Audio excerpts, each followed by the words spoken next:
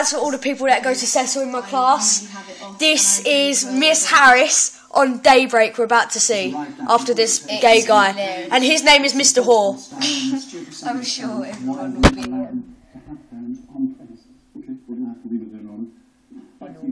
Bye, Norman.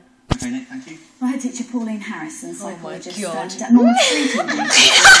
That's not Harris. Here, Pauline, you banned phones, if you like. 21 months ago from your school. Yes. Shut up, Sophie. Excellently. We have very, very good support from parents.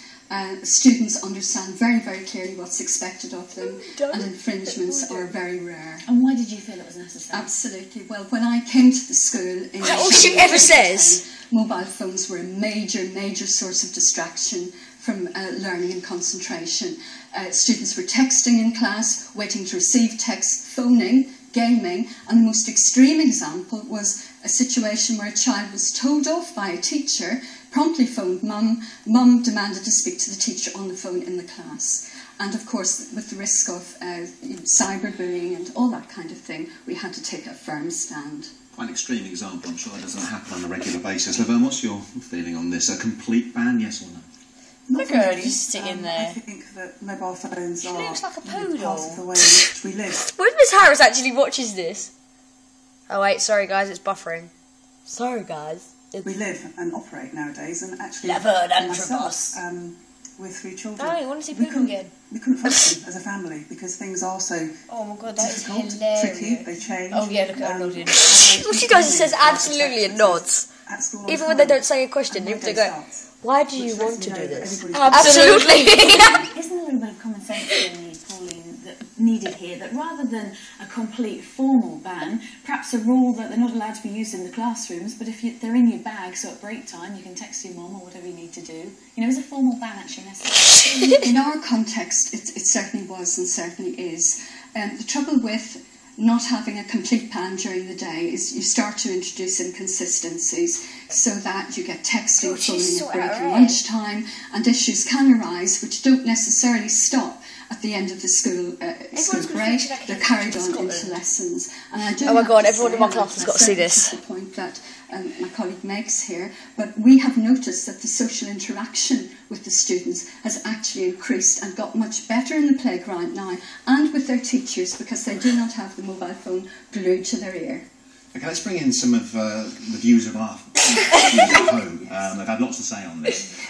Kristen in Bournemouth, for instance, about 6 months ago, my school introduced a relief on phones, meaning we were allowed to use them at break and lunchtimes, just not lessons. Since then, we've seen no disruptions from mobiles in lessons at all. That seems like a sensible thing to do, Laverne, and maybe some middle ground to be had here. Well, I do agree there's middle ground here. I mean, I think that Pauline's talking about a particular context for her school. And the word ban, to me, signifies children then needing to take something Oh home. yeah, she just And nods. I Oh think gosh, I want them checking your your dogs that you children's put in the back bags of your and car. That's what Oh, I think the yes. middle ground is important. Children do need to feel they've got some mastery over themselves and some independence. Well, we do have mastery over ourselves, whatever that means. I suppose what I see adults doing is they're very attached to their phones, so it seems very strange that we say to children, you can't have them. Well, many of you voted... She's about to say something. School, 63% say no.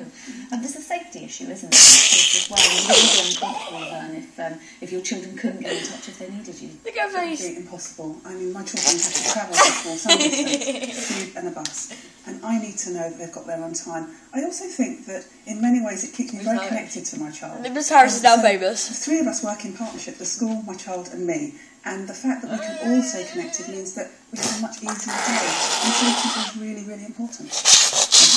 On a final point, I want to ask you... Woo! She's just sitting there. Well, I would love to have phoned in.